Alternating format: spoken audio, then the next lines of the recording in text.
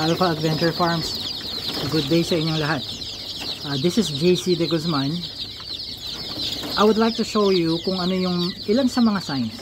Some of the signs that I'm checking in determining kung healthy ba in general yung ating mga sisiw. So, itong mga sisiw na to ay Chinese Silkies. Merong ilang mga Chabo chicks dito, yung mga Japanese Bantams. 5, tsaka may 2 Rhode Island Red dito. Pero majority are Chinese Silkies. Ayan. So isa sa mga signs na tinitingnan ko is yung pagiging maliksi nila, yung pagiging hyperactive nila kapag ayan, pag binuksan itong takip ng kanilang brooding pen. Itong mga Chinese Silkies, by the way, ay more active than yung mga typical na heritage chickens kagaya ng Rhode Island Red, Black Austral or Leopard Plymouth Rocks. Ano sila, may pagka native ang kanilang instinct, no? Yung hindi naman sila sobrang kasing ilap ng mga native, kasi ang mga ito, although natakbo pa rin naman sila kapag nilalapitan mo, hindi naman sila kasing wild ng ating mga Philippine native chickens na ilang metro pa lang ang layo mo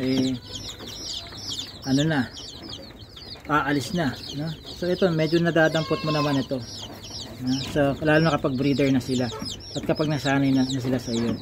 So yan, active sila. Halimbawa, pag nilapit ko kamay ko, maalis silang ganyan.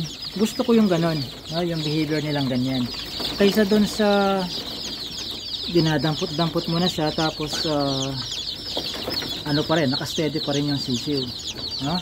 So lahat ito healthy yung kanilang behavior na pinapakita. Ayan. Now, itong ilaw na nakikita nyo ay hindi sa LED bulb, isa pa itong incandescent bulb, kasi may maintain akong temperature.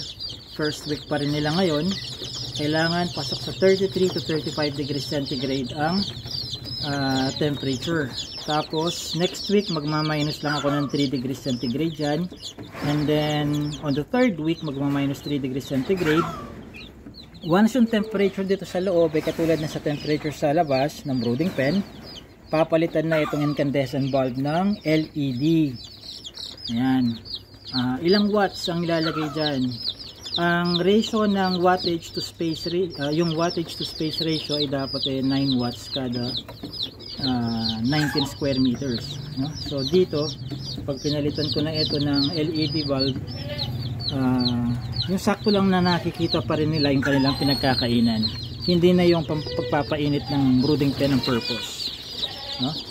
So yan, meron ding ratio yan, yung wattage to space ratio. So hindi lang tayo basta sabit lang kahit na anong bombilya na hindi pundido. Pagdating naman sa pagpapainit ng kanilang brooding pen, kung ginagawa pa rin ngayong traditional na pamamaraan, ito sa paggamit ng incandescent bulb, hindi nakadepende sa wattage, kundi doon sa target temperature, no? Kung susundin natin yung tinuro noon na 1 watt per bird, kung 1 watt per bird mo nga yan, pero hindi naman siya pumalo doon sa dapat na range ng temperature relative doon sa kung anong pang ilang week na sila magmula nung na-hatch, kulang yun, no? So ako, ang ginagawa ko,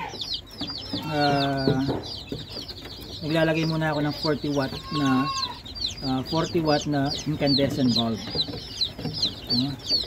Kapag malamig ang panahon, no? Kapag summer, LED na lang nilalagay ko kasi pampainit na yung oriental herbal nutrients na nasa kanilang drinking water, no?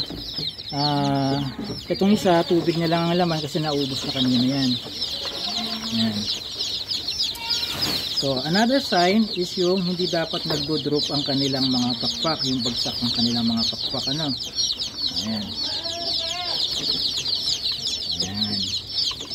So another sign na naman, dapat yung pit nila ay malinis. Wala dapat vent paste, no?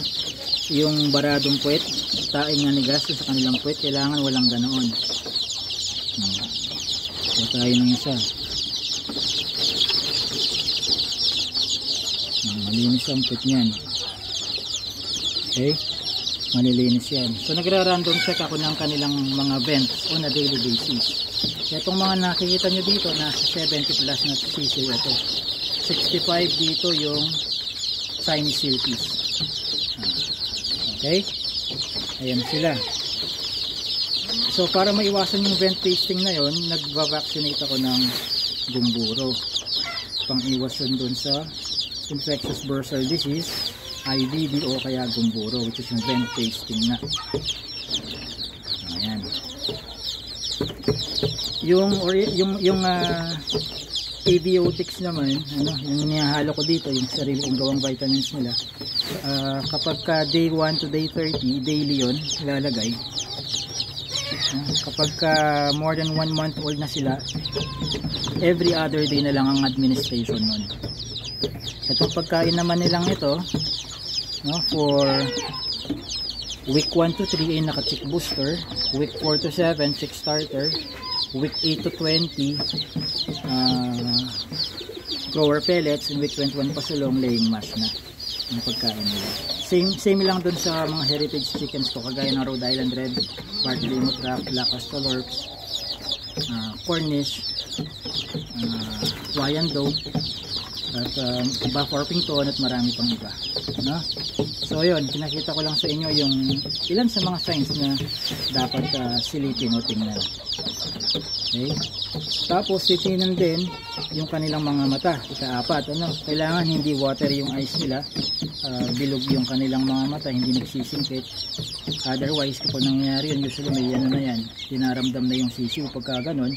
At kakambal nung naniningkit na mata ay yung madalas yung nakasteady yan. Yung iba takbo ng takbo tapos siya lang yung nakasteady. Yun yung madalas nakakambal ng naniningkit na mata. So pagka ganun, ihiwalay ka agad yung sisiw na yun at mag-administer ng antibacterial na solution sa kanilang mga sa kanilang drinking water. Ayan. So yun. So everyday chinecheck at pinapalitan yung kanilang laman ng kanilang drinking water, sinasabon, dinidisinfect, pinapalitan yan at least twice a day. Tapos itong kanilang feeder, bukas ng umaga niyan, simot na yan, tatanggalin yan, sasabunin, i-disinfect din, patutuyuin. Usually may extra akong ganito para pag tinanggal ang mga to, pwedeng palitan ka agad ng panibago. Ayan. So I hope may napulot kayong bago doon. Pwede rin kayo mag-register dun sa chicken farming seminar ni Alpha Adventure Farms. Pre-recorded yon. Hindi siya live, hindi siya in person. Since pre-recorded siya, pwede nyo i-replay hanggat gusto nyo sa buong taon, sa isang taon. Punta lang kayo sa alphaadventure.com and then diretso kayo dun sa shop. Tapos click nyo yung education category. Lahat po ng seminars na nandun na. And then i-add to cart nyo. Merong add to cart yan. You can pay via BDO, GCash, or pwede nyo utangin muna through your credit card at dadaan ng PayPal yan. Alright, so yan muna for today. And this has been JC De Guzman of Alpha Adventure Farms.